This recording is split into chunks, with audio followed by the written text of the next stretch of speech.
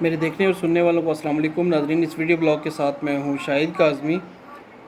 آج ایک ایشو بہت زیادہ خبروں میں زیر گردش ہے اور سوشل میڈیا پہ اس کی بہت زیادہ ترویج کی جا رہی ہے اور اس کی تشہیر کی جا رہی ہے کچھ مخصوص عناصر کی جانب سے کہ اداکارہ عظمیٰ خان کے حوالے سے ایک کنٹروورسی اس وقت زیر بحث ہے کہ مبینہ طور پر وہ ایک شخص کے ساتھ پائی گئی ہیں، جس حوالے سے ان شخص کی جو مسز ہیں انہوں نے کافی ہنگامہ کیا اور عظمیٰ خان پہ تشدد کیا، ان کے پاؤں زخمی کر دیے۔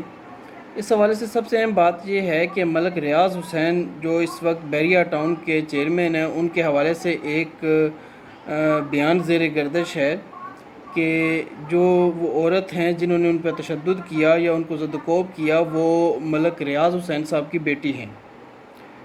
اس حوالے سے بہت سے سینئر صحافیوں نے بھی اس معاملے کو اٹھانا شروع کر دیا اور اس پہ ٹویٹس کرنا شروع کر دی، فیس بک پہ سٹیٹس لگانا شروع کر دیے، بجائے اس کے کہ وہ حقائق کی طرف جاتے۔ جس حقائق اب اس حوالے سے کیا ہیں، یہاں پہ سب سے پہلے آپ ملک ریاض حسین صاحب کا آفیشیل ٹویٹر اکاؤنٹ دیکھیے، اس پہ انہوں نے عثمان ملک یا اس پورے معاملے سے مکمل طور پہ لا تعلقی کا اعلان کر دیا ہے۔ دوسری جانب وہاں پہ جن صاحب کا پورا یہ مسئلہ تھا اور جن کے ساتھ عظمیٰ خان صاحبہ کے کچھ تعلقات کی بازگشت سنائی دے رہی ہے، ان صاحب کی مسز کا جو وہاں پہ اس گھر میں گئیں اور عظمیٰ خان اور ان کی بہن کے اوپر تشدد کیا، ان کا ایک بیان سامنے آیا ہے۔ اس ویڈیو بیان میں وہ بہت سی باتیں کلیئر کرتی ہوئی نظر آ رہی ہیں کہ سب سے پہلی بات یہ ہے کہ یہ گھر اس لڑکی کا نہیں تھا یا عظمیٰ خان کا نہیں تھا، بلکہ یہ گھر جو تھا ان کے شوہر کا ایک دوسرا گھر تھا۔ اور اس حوالے سے یہ ایک تردید انہوں نے کی کہ وہ عظمیٰ خان کے گھر گئیں اور انہوں نے وہاں پہ جا کے اس پہ تشدد کیا یا ان دونوں بہنوں کے اوپر انہوں نے تشدد یا زدوکوب کیا ان کو۔ اس کے علاوہ مزید اہم بات یہ کہ انہوں نے اس میں خود کہا کہ ان کا ملک ریاض حسین صاحب سے کسی قسم کا کوئی تعلق نہیں ہے، اور ساتھ ہی انہوں نے حسان نیازی صاحب کا ذکر کیا کہ جنہوں نے ٹویٹ کر کے اس معاملے کو ہوا دی اور انہوں نے اس حوالے سے بھی حقائق سے عوام کو آگاہ کیا۔ لیکن پاکستان میں ہم لکیر کے فقیر ہیں جو ان حقائق کے باوجود یہ ماننے کو تیار نہیں ہیں کہ ان صاحبہ کا، جنہوں نے ابھی یہ ویڈیو بیان جاری کیا ہے اور بقول ان کے وہ اپنے شوہر کو چھوڑ بھی چکی ہیں ابھی اسی کنٹروورسی کی وجہ سے، ان کا ملک ریاض حسین صاحب کے کوئی تعلق نہیں ہے یا ان کے خاندان کے ساتھ کوئی تعلق نہیں ہے۔ لیکن ہمارے دیسی دانشور اور ہمارے جز وقتی صحافی اس پورے معاملے کو لے کے نہ جانے اس میں سے کیا نکالنے کی کوشش کر رہے ہیں۔ آپ سے گزارش ہے کہ کسی بھی معاملے میں حقائق کی پوری تحقیق کرنے کے بعد اس معاملے کو آگے بڑھائیے۔ ابھی ہم آپ کو ان صاحبہ کا ویڈیو بیان دکھاتے ہیں کہ جنہوں نے بہت سے خبروں کے بقول عظمیٰ خان صاحبہ اور ان کی بہن کے اوپر تشدد کیا اور انہیں زدوکوب کیا۔ آئیے اب ہم ان کا آپ کو ویڈیو بیان سنواتے ہیں، اور آپ کو یہ بلاگ اگر اچھا لگے اس کو پسند کیجئے، اس پر رائے دیجئے اور اس کو بلاگ کو شیئر کیجئے گا تاکہ حقائق زیادہ سے زیادہ لوگوں تک پہنچ سکیں۔ آپ کا بہت بہت شکریہ۔ السلام علیکم، میرا نام آمنہ عثمان ہے۔ یہ جو صبح سے سپیٹ چل رہا ہے ٹویٹر پہ اور سوشل میڈیا میں، پوری یہ جو پورا عظمیٰ خان کا ٹرینڈ کر رہی ہے، اس کیس کے حوالے سے میں 2-3 باتیں کلیریفائی کرنا چاہتی ہوں۔ سب سے پہلے تو میں کلیریفائی کرنا چاہتی ہوں کہ عثمان ملک, my husband, has nothing to do with Malik Riaz Hussain. He is not a part of his immediate family. یہ سب سے پہلے میں کلیئر کرنا چاہتی ہوں۔